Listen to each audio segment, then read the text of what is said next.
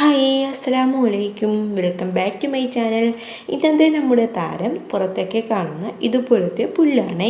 ഇതിൻ്റെ കൂടെ കാലിയായ ഒരു പെയിൻറ്റിൻ്റെ ബോട്ടിലും കൂടി എടുത്തിട്ടുണ്ട്. പുറത്ത് പറമ്പിലും എല്ലാം കാണുന്ന പുഴുതാൽ കയ്യിൽ വരാത്ത ഒരു തരം പില്ലാണ് ഞാൻ എടുത്തിട്ടുള്ളത്. പുഴുതാൽ വരാത്തത് കൊണ്ട് ഞാൻ കട്ട് ചെയ്താണ് ഇതിൽ നിന്ന് എടുത്തിട്ടുള്ളത്. പിന്നെ നമുക്ക് ഇതുകൊണ്ട് ഉണ്ടാക്കുന്ന ഡെക്കോർ ഈസി ആയിട്ട് തന്നെ ചെയ്തെടുക്കാൻ പറ്റും. അപ്പോൾ വീഡിയോ സ്കിപ്പ് ചെയ്യാതെ എല്ലാവരും ഫുള്ളായിട്ട് കാണണേ. ചാനൽ സബ്സ്ക്രൈബ് ചെയ്ത് സപ്പോർട്ടും കൂടി ചെയ്യാൻ മറക്കല്ലേ. എങ്ങനെയാണ് ചെയ്തെടുക്കുന്നതെന്ന് നമുക്ക് കണ്ടു നോക്കാം. ഫസ്റ്റ് തന്നെ ഈ ബോട്ടിൽ ഫുള്ളായി പെയിൻറ് ചെയ്ത് കൊടുക്കണം. വൈറ്റ് കളർ പെയിൻ്റാണ് അടിച്ചു കൊടുക്കുന്നത്. ഇതൊരു പെയിൻറ് ബോട്ടിൽ ആയതുകൊണ്ട് തന്നെ ഇതിൽ നേരത്തെ പിടിച്ചിരുന്ന പെയിൻ്റ് ഒന്നും ഞാൻ കഴുകിയിട്ട് പോയിട്ടില്ല. അത് സാരമില്ല, നമ്മൾ ഇതിൽ പെയിൻ്റ് അല്ലേ ചെയ്ത് കൊടുക്കുന്നത്. മാത്രമല്ല അതിൽ പിടിച്ചിരിക്കുന്ന പെയിൻ്റ് എല്ലാം വൈറ്റ് കളറാണ്.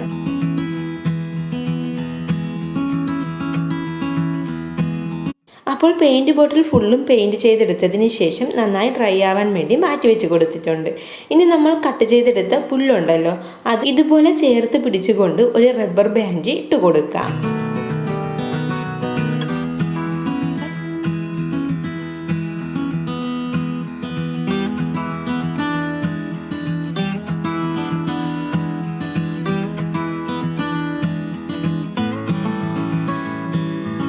അപ്പോൾ നമ്മുടെ പെയിൻറ് ചെയ്ത് വെച്ചിരുന്ന ബോട്ടിൽ നന്നായി ഡ്രൈ ആയി കിട്ടിയിട്ടുണ്ട്. ഇനി ഇതിൻ്റെ ഉള്ളിലോട്ട് കുറച്ച് ന്യൂസ് പേപ്പർ കട്ട് ചെയ്ത് ഇട്ട് കൊടുക്കുന്നുണ്ട്. ഇനി നേരത്തെ എടുത്ത് വെച്ചിരുന്ന പുല്ല് ഈ ബോട്ടിലിൻ്റെ ഉള്ളിലോട്ടായിട്ട് ഇറക്കി വെച്ച് കൊടുക്കാം. അതിനുശേഷം ഇത് നല്ലതുപോലെ ഫിക്സായിട്ട് ഇരിക്കാൻ വേണ്ടി ഇതുപോലെ കുറച്ച് കല്ലുകൾ ഇട്ട് കൊടുക്കുന്നുണ്ട്. ഞാനിപ്പോൾ പാറക്കല്ലാണ് ഇട്ട് കൊടുക്കുന്നത്. ഏത് തരം കല്ല് വേണമെങ്കിലും ഇട്ട് കൊടുക്കാം. അല്ലെങ്കിൽ നമ്മൾ എടുക്കുന്ന കല്ല് കുറച്ച് പെയിൻറ് ചെയ്ത് ഇട്ട് കൊടുത്താലും മതി. ഇനി കുറച്ചും കൂടി ഭംഗി കിട്ടാൻ വേണ്ടി വൈറ്റ് കളറിലുള്ള ബീഡ്സ് ഓരോന്നും ഈ പില്ലിൽ ഇതുപോലെ ഇറക്കി വെച്ച് കൊടുക്കാം.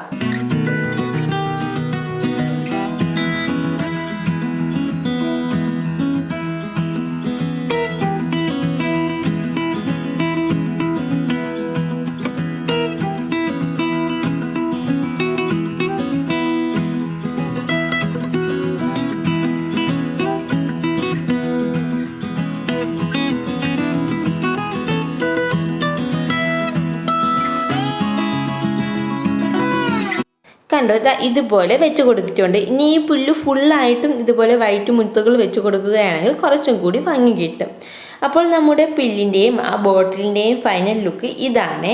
ഇനി ഈ പുല്ലുകളെല്ലാം ഒന്ന് ഷേപ്പായി കിട്ടാൻ വേണ്ടി കത്രിക കൊണ്ടൊന്ന് കട്ട് ചെയ്ത് കൊടുക്കാം. അപ്പോൾ നമ്മുടെ പറമ്പിൽ ആർക്കും വേണ്ടാതെ കിടന്ന പുല്ല് കൊണ്ട് ഒരു ഡെക്കോർ റെഡി ആയിട്ടുണ്ട്. ഈസി ആയിട്ട് തന്നെ എല്ലാവർക്കും ചെയ്തെടുക്കാൻ പറ്റുന്നതാണ്.